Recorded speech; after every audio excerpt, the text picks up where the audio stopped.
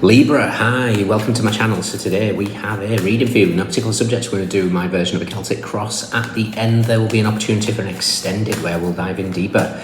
You can watch this for Libra, Sun, Moon, Rising, Venus, Mars, Mercury, North Node, or if any of those planets are currently transiting your 7th house. Throw in Vertex as well, why not? This could be for you. Thank you. However you support the channel, very much appreciated. Cross watchers, you are more than welcome. Message may well be for you. All information is in the description box. Just hit the more button below. Libra, what are you preparing for? In your pre-shuffle was Born Slippy, Underworld, the song that was coming through, but it was shown to me in a very distinct way. So this could literally be a massive song for a particular person, but it was shown to me in the way that when I was a teenager, before any big football match, I used to always listen to Rhythm is a Dancer. Is it Snap, I think? And that would get me frame of mind. So there's something that's getting you in the frame of mind for something here. Like I said, for some of you it could literally be Born Slippy, but that was the energy that was shown to me. Very upbeat, very I'm ready, I'm doing this. So yeah, interesting. What's going on? One more. Libra, we have the Three of Swords. This is your card, so I'm not too worried about the Three of Swords aspect of pain and suffering. But it's Saturn in Libra, so the world meets justice. It's time to heal the ouches, time to clear those karmic contracts. Saturn is the Lord of Karma, Lord of Time. Libra, you rule the 7th house of relationships, contracts, those type of things. When you put, it's like, you could either say time's up or it's time. This, whatever contract is at play here with this Three of Swords, is either finishing or opening. And the universe is trying to get you, egged up here, I almost feel. Crossing you. Root of the matter. Nice. Okay, so change is here. What's crossing you is actually courage at the moment. And courage, I don't want that to sound like scared of doing something. It's not. It's having...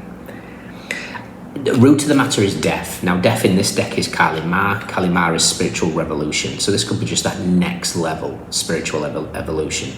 And again, we're looking at the timer. And it's like, time's running out. There's a change that's approaching very, very quickly. Or, like I said, the timer is going to be turned upside down, and we get to start this new.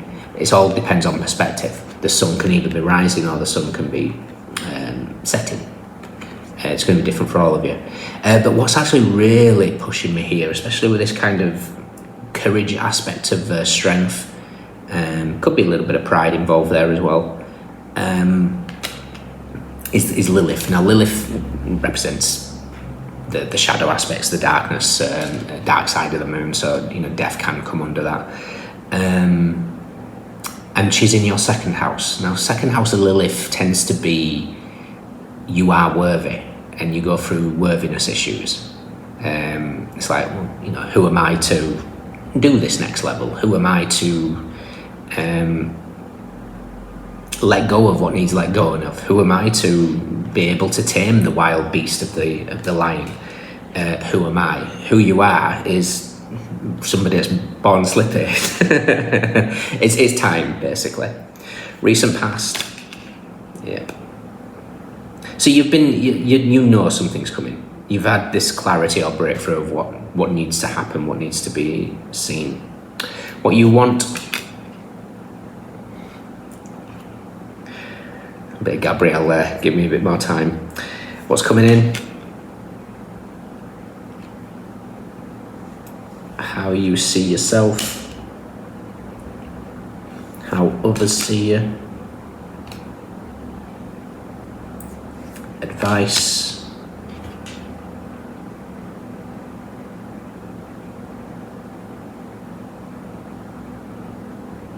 for some of you, you need to Lemongrass. So lemongrass is ruled by fire and air, and you are air. You see yourself as fire. Your advice is air, and lemongrass is a balance of both of them, and it can calm overwhelm. Is one of the strong aspects of lemongrass. So whether that's through oil or burning it as a incense, it's going to help your environment. Okay. And potential outcome. Nice. Okay. Bottom of the deck, we have the Eight of Swords, the Chariot, Queen of Pentacles, Ten of Wands, Nine of Cups, Judgment. And it's interesting, actually, I had a reading with a Libra yesterday, and it was a message I got prior to his reading, and I knew it was for Libra, and I didn't click at the time that I was then reading for Libra, the person being a Libra straight afterwards, and the message was loud and clear. The universe saying, I double dare you. Not just dare you, I double dare you to break free of whatever's holding you back. And it's like you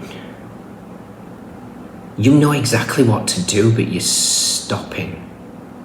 And it's like you're waiting for the perfect moment, which obviously doesn't exist. And as a zodiac, your 12th house is ruled by the perfectionist energy of Virgo. That's the shadow aspect of Virgo is perfectionism. It's waiting for everything to be perfect, have everything in a set way, and that's the rule of your 12th house, the house of self-undoing.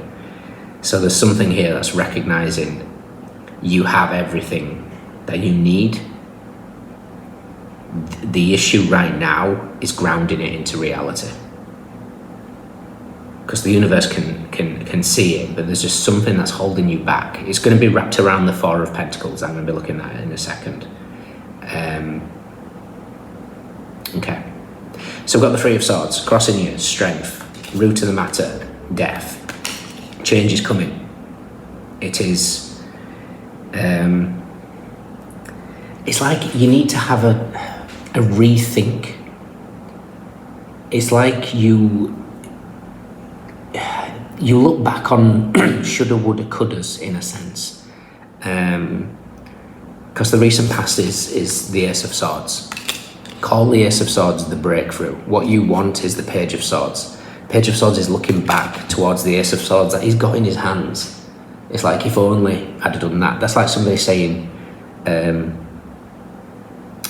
read a breakdown of this the other day. It was quite interesting. It wraps up in this.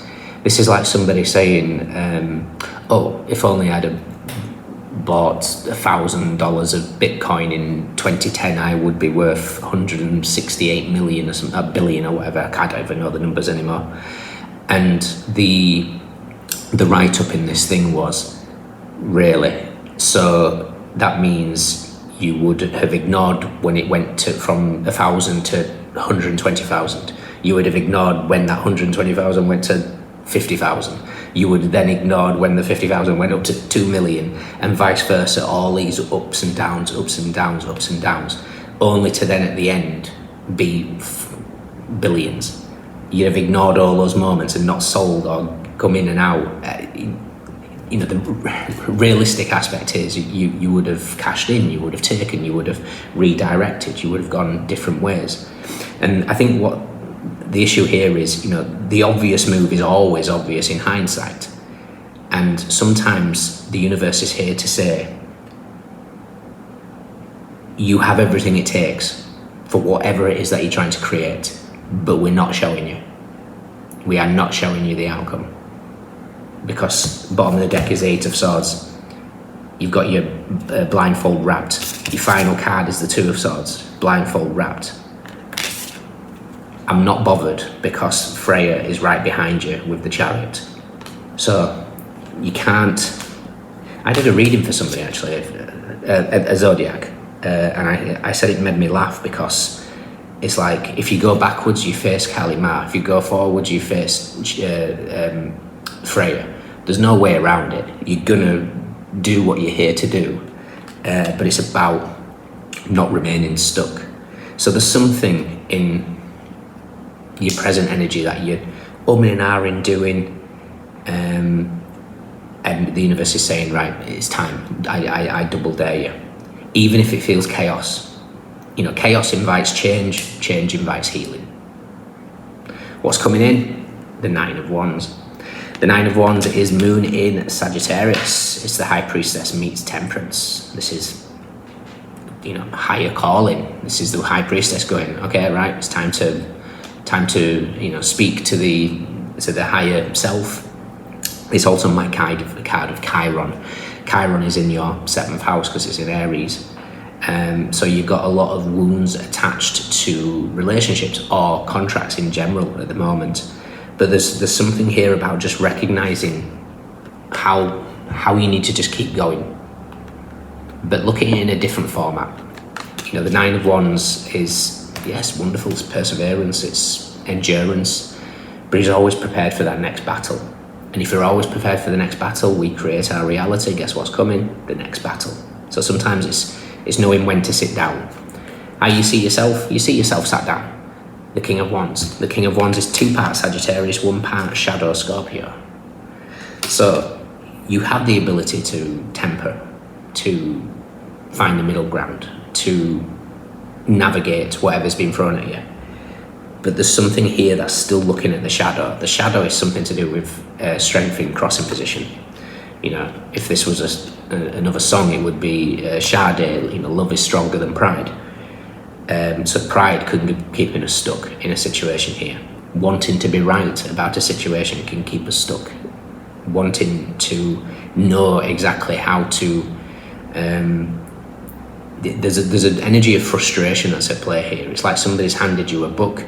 You've read the first couple of chapters. Ooh, this is interesting. Jump straight to the final chapter. That's an amazing outcome. But now we're frustrated that you have to go through the rest of the chapters. In life, I mean. How others see you is the Ten of Pentacles. The Ten of Pentacles is Mercury in Virgo. The Magician meets the Hermit. And again, this is the ability to create everything. The universe is saying you can have it all.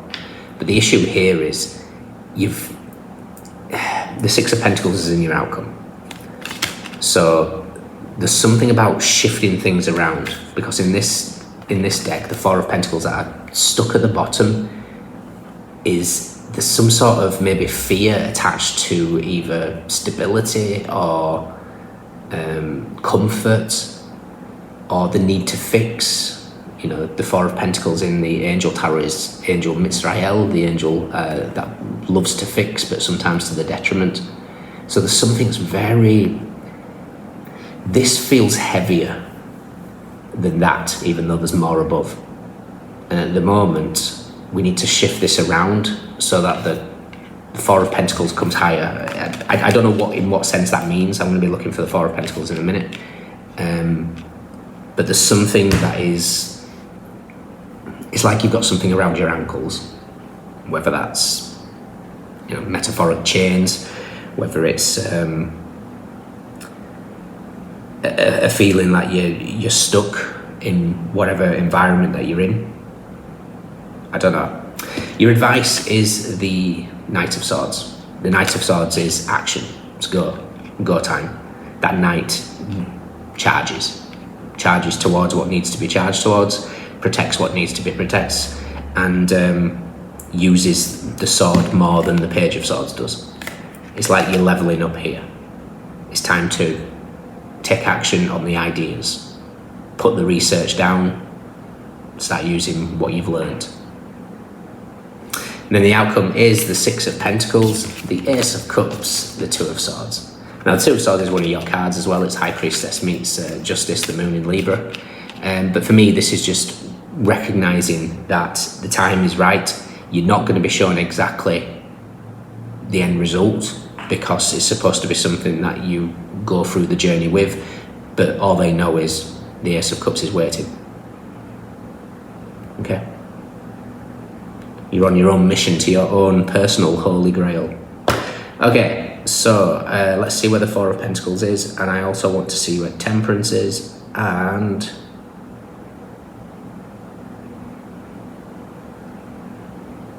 that's it.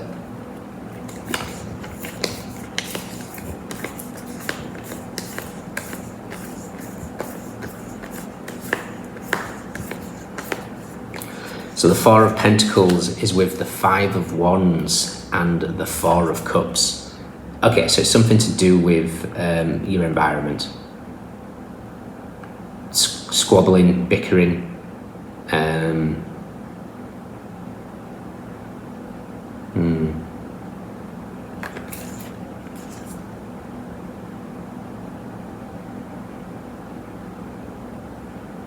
Competition as well.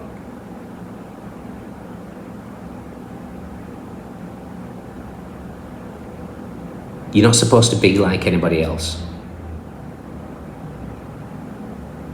And if you're looking for other people as inspiration, you might get odd ideas, but they don't offer anything that you can offer. This is unique. And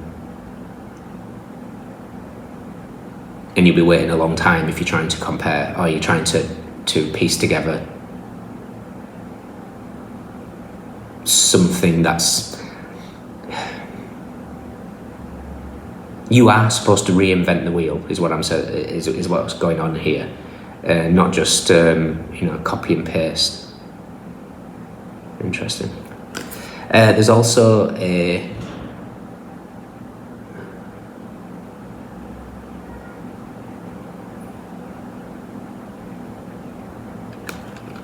okay. Some of you are worried about cracks. Now, cracks is just, it's that everybody's got, no, there is nothing perfect in this world, even the finest porcelain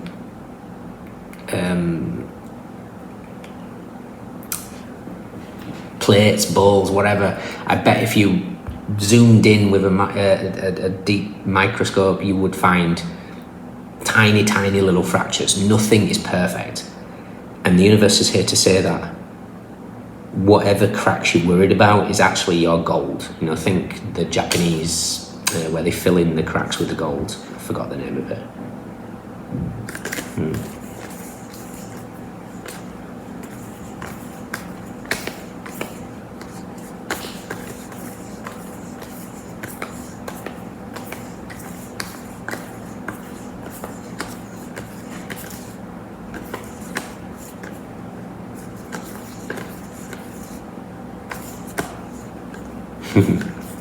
Justice, which is your card, is with the Two of Pentacles and the Fool. That's the universe going, I double dare you.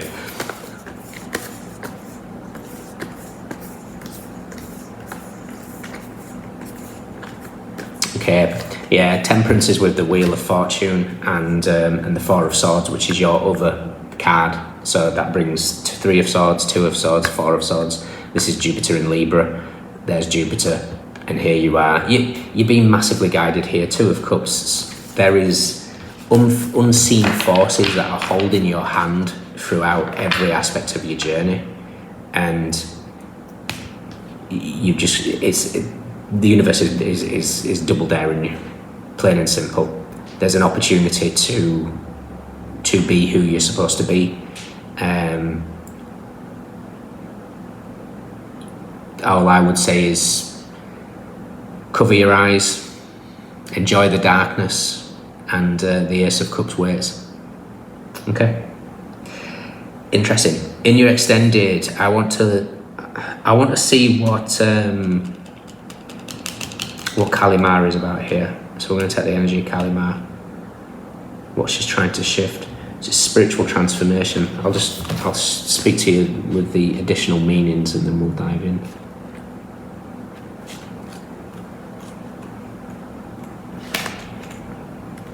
Gareth can't even do the alphabet now. Anyway.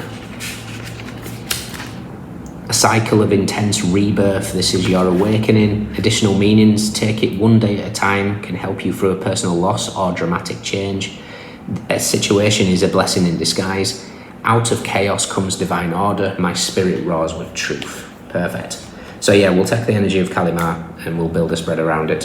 If you can join me, fantastic. If not, let me know if it resonates. Saturn in Libra, Leo, Scorpio, Moon in Sagittarius, Mercury in Virgo, Moon in Taurus, Moon in Libra, Jupiter in Gemini, Cancer, Saturn in Sagittarius, Jupiter in Pisces, Scorpio in Libra, Mercury in Sagittarius, Sun in Scorpio, Gemini, Venus in Scorpio. We have swords, wands, pentacles, cups. Everyone's here. Those are your standouts. Let me know. Take care. See you soon. Bye.